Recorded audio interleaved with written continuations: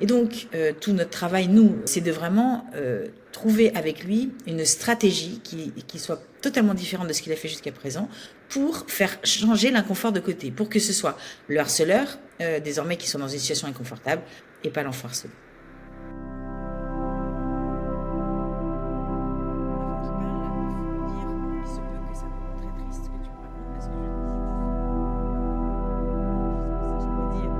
Après, je fais comment pour... Alors maintenant, il faut que nous on se transforme en un chat pas mouillé qui donne des coups de griffe.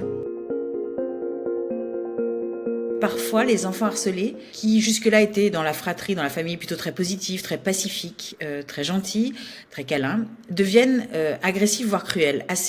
Autant d'ailleurs avec leurs frères et sœurs qu'avec leurs parents.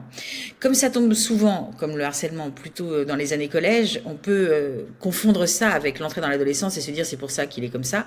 En réalité, ça peut être vraiment le signe qu'il y a des émotions extrêmement négatives qui s'emparent de lui à cause du harcèlement. Des émotions qu'il peut absolument pas exprimer évidemment au collège ou à l'école ou au lycée, et donc il va les exprimer de cette façon-là. Et puis il y a d'autres signaux comme une chute de notes brutale par exemple. Alors je parle pas de passer de 16 à 14 évidemment, mais tout à coup des investissements académiques alors que c'était des enfants plutôt investis.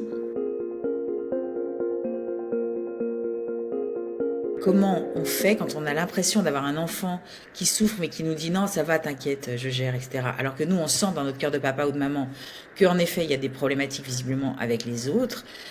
Vous pouvez vous adresser à lui en lui disant j'ai l'impression que c'est difficile pour toi en ce moment. Je comprends que tu ne m'en parles pas. Parce que des fois les adultes font des choses un peu improductives, inefficaces, aggravantes. Sache que si tu m'en parles, je ne ferai rien avec lequel tu ne seras pas strictement d'accord. Ça libère la parole, la plupart du temps, parce que l'enfant se dit donc je peux y aller, rien ne sera fait sans mon accord. D'abord, il faut tenir sa promesse, son engagement, de ne pas faire ce qu'on a envie de faire et avec lequel il n'est pas d'accord, parce que sinon il nous fera plus confiance, évidemment. Et puis, alors ensuite, moi je pense qu'il faut prendre le temps de réfléchir à la situation, de comprendre ce qui se passe, pour qu'il nous raconte dans tous les détails ce qui se passe, la façon dont ça se passe, qui sont les meneurs, qui sont les suiveurs, quelle est la fréquence, pour réfléchir avec lui à la façon dont ils pourraient réagir autrement à ça. Pourquoi ? Parce que très souvent, les enfants sont dans une position extrêmement recroquevillée, tétanisée, ils sont en grande souffrance et ils évitent au fond leur harceleur, ce qui paraît parfaitement logique. Sauf que ça envoie un signal au harceleur que ça fonctionne en fait, puisque la personne en face a l'air de souffrir et d'avoir peur. Et donc, tout notre travail, nous, c'est de vraiment trouver avec lui une stratégie qui soit totalement différente de ce qu'il a fait jusqu'à présent pour faire changer l'inconfort de côté, pour que ce soit le harceleur, désormais, qui soit dans une situation inconfortable et pas l'enfant harcelé. Il a fait quelle tête quand tu lui as dit oui maman ?